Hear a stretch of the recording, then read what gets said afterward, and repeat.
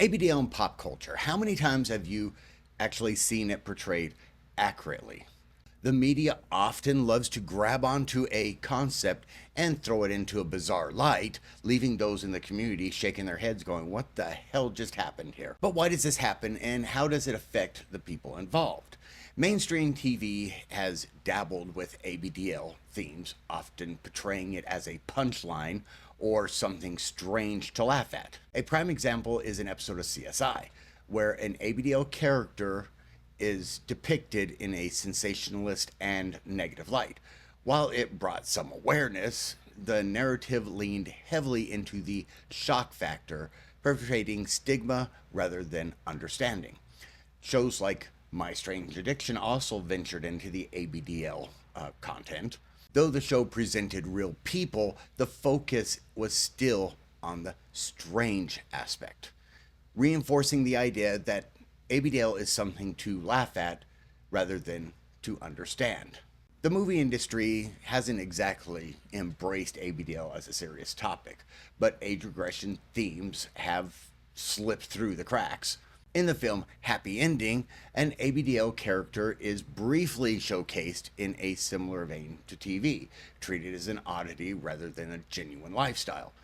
These fleeting portrayals contribute to the misunderstanding that ABDL is merely a bizarre fetish rather than a diverse community with emotional depth.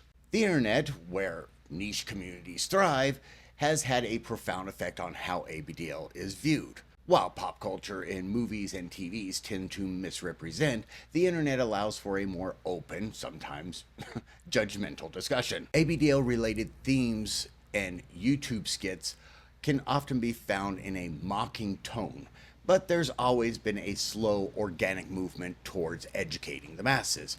Reddit threads, Tumblr posts, and even niche YouTube channels, hint hint, subscribe, are taking ownership of the narrative, allowing the ABDL community to define itself. Interestingly, the broader fashion world has played with age regression for years, though often unconsciously.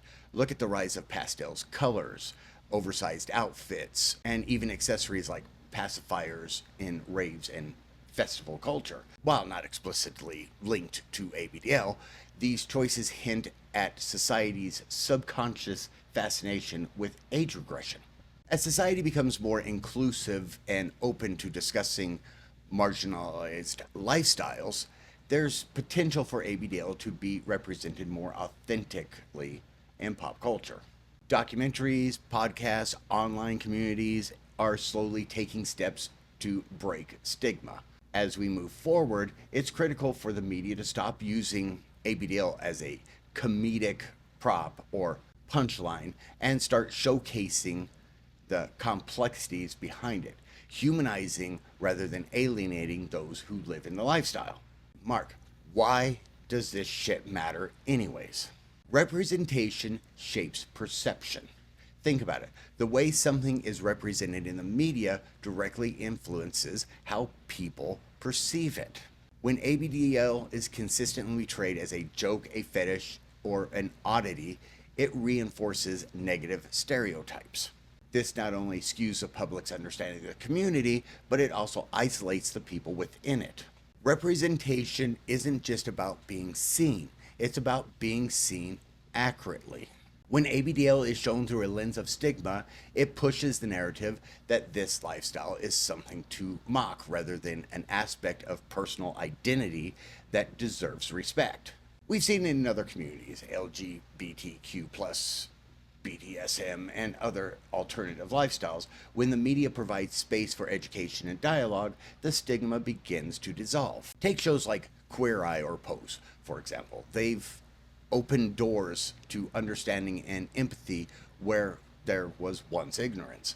If ABDL remains locked in a realm of shock value or is only featured in cringeworthy skits, there's no opportunity for a broader public to engage with it on a human level.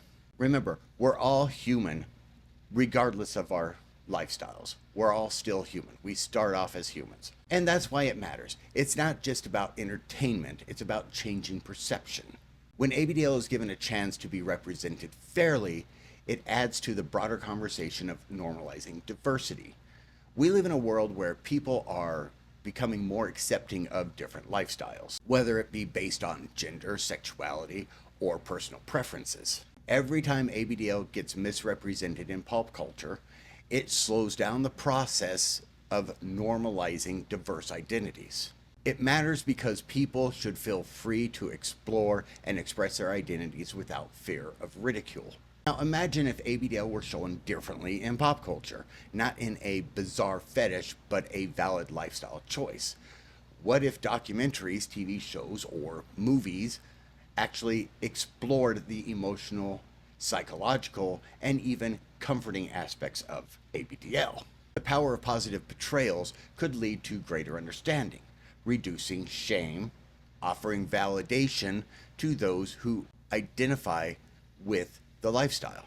It could help bridge the gap between ABDL and the mainstream, fostering a sense of inclusion rather than marginalization. For those who are part of the ABDL community, seeing themselves in a positive light in media could do wonders for self-esteem and competence. We see this in how minority groups rally around positive representation. It's empowering to see your life reflected back at you and to know you're not alone. Without healthy media representation, ABDL individuals might struggle to feel that sense of belonging. It matters because everyone deserves to feel seen in a way that honors who they are, not just what society finds amusing or strange. In the end, it's not just about entertainment value of ABDL and pop culture. It's about the bigger picture, shaping perception, fostering acceptance, and creating a world where everyone, no matter how niche their identity, feels understood and respected. And that's why ABDL's portrayal in the media matters. It can either perpetrate stigma or break it. So thank you for watching. Remember to subscribe, like, share, comment, and until the next time, stay little, stay happy.